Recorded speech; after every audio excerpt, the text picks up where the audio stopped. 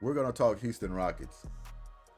This one here is pretty simple as far as the cleanup. Welcome in quick hitters, welcome in Goodymo short crew. I hope everybody had a wonderful, great Easter. We're sitting here on Making It Monday now. Busy week. Busy week. When the Rockets started this game, it was everything you could dream of if you're a Houston Rockets fan. The intensity level, they ramped it up. They was all over the Warriors. And they got to, I think they had them at 7-0 at one point. But this one here is simple as an easy fix.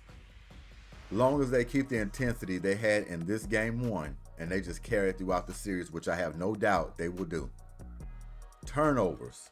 We're going to talk about the obvious.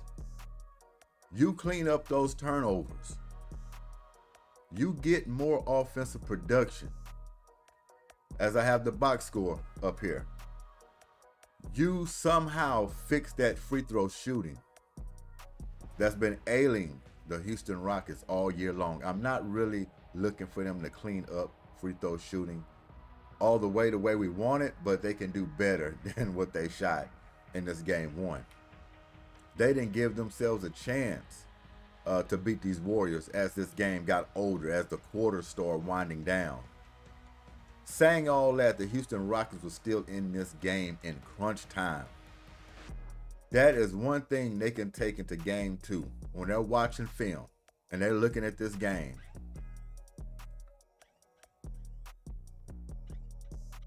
I have to take this. Hold on a minute.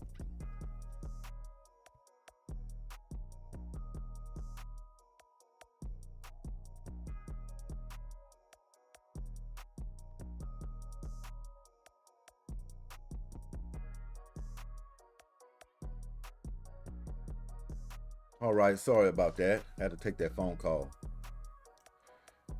Yes, but the Houston Rockets is an easy cleanup. You come into game two, clean up those turnovers, get more offensive production. You can't expect Jalen Green to shoot the way he did in game one, that poorly. And not enough shots, in my opinion, as well. You got to expect to get more points from him.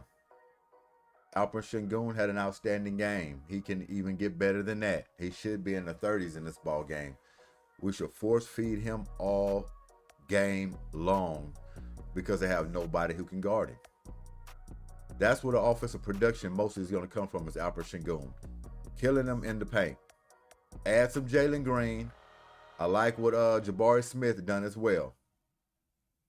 Fred VanVleet, he's going to have to play better. We're not asking Fred VanVleet to score 20 points. We're just telling him to man the offense, get everybody in their sets, get it to the right spots, and hit your shots when you're open. That's all we expected from Fred VanVleet. He just cannot play this type of game. Defense broke down on some occasions, but like I say, this team came with the intensity. They had their game plan and they were executing it. It's just when a game gets old and you're dealing with a team that's championship ready, they got that pedigree we always talk about. They're experienced. They weathered the storm early because they knew it wasn't going to last that long. That's what veteran teams do. So everything calmed down and they went to work. I know all the attention is on Curry, and they did a wonderful job with Curry. Yeah, he hit some clutch shots against the clock. That's what he's going to do. You can't hold him down all game long. He's too great for that. You just got lucky the first meeting in the regular season. But this one right here, Jimmy Butler, you cannot allow him to control the game the way he's controlling it. He can pass all day long, but if you let him hit timely shots and threes, we're just going to have to scoot up on him a little tighter and pay more attention to him. He's kind of like a snake in the weeds. He's trying to act like he's not trying to score. He's trying to get everybody involved, get them in their right spots. But this guy can hurt you bad, especially when he's looking to be aggressive offensively. So we got to make sure we keep a key on him as well as Curry. Buddy Hield. He's a guy you got to pay attention to. You leave him wide open, he's going to knock down a shot. You kind of put a body on him, it kind of cancels him out. He's not going to hit a lot of shots with bodies on him.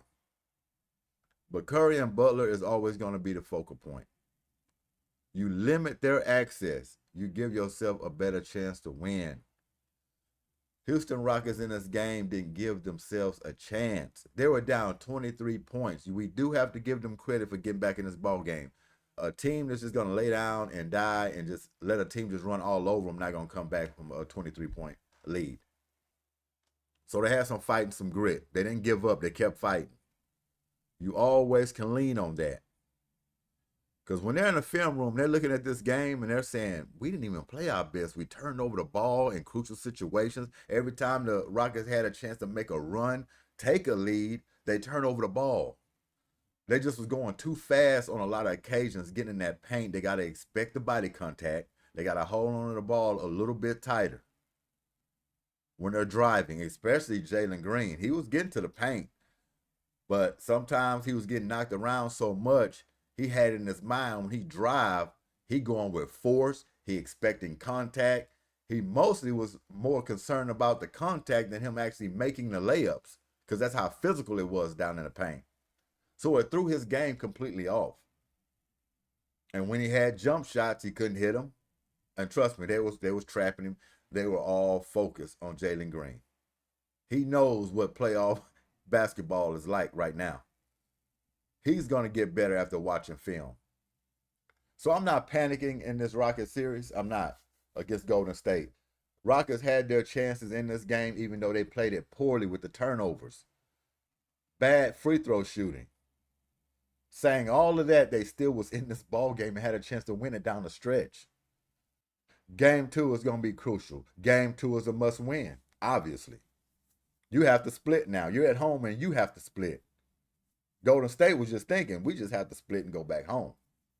But if you allow them to get 2, oh boy, if you allow them to get 2, you digging yourself a deep hole.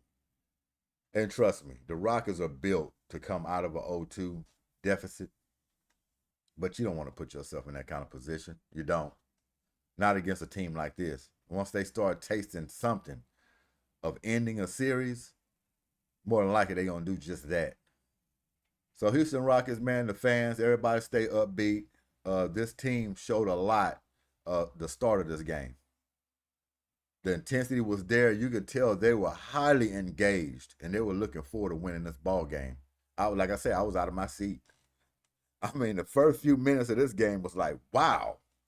Ball movement, everything you want to look at in a playoff game for your team, it was happening in this game 1. Just look at the film. Clean up those turnovers. Clean up that free throw shooting as much as you can. I'm not expecting to get great or y'all just fix it all of a sudden.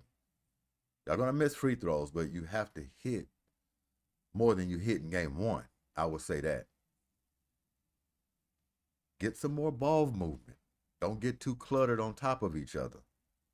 That'll be Emu Udoka's job. Scheming up something to free some guys up. Gotta have some point production. Gonna have to have that. Because this team here, the Warriors, it maxes you out on defense because you have to play it the whole 48 minutes. It tires you out. You have so much focus on that defensive side that it can take away some of your offensive possessions. You have to stay steady, reward yourself on offense for playing great defense and get that ball in the hoop, and your level of play will stay up. So I'm still hopeful. Rockets just got to grab game 2, and then we got a new series all over again. The G.S.Q.H. Goodymo Sports Quick Hits. Make it in Monday. Appreciate y'all time. We out of here. Peace.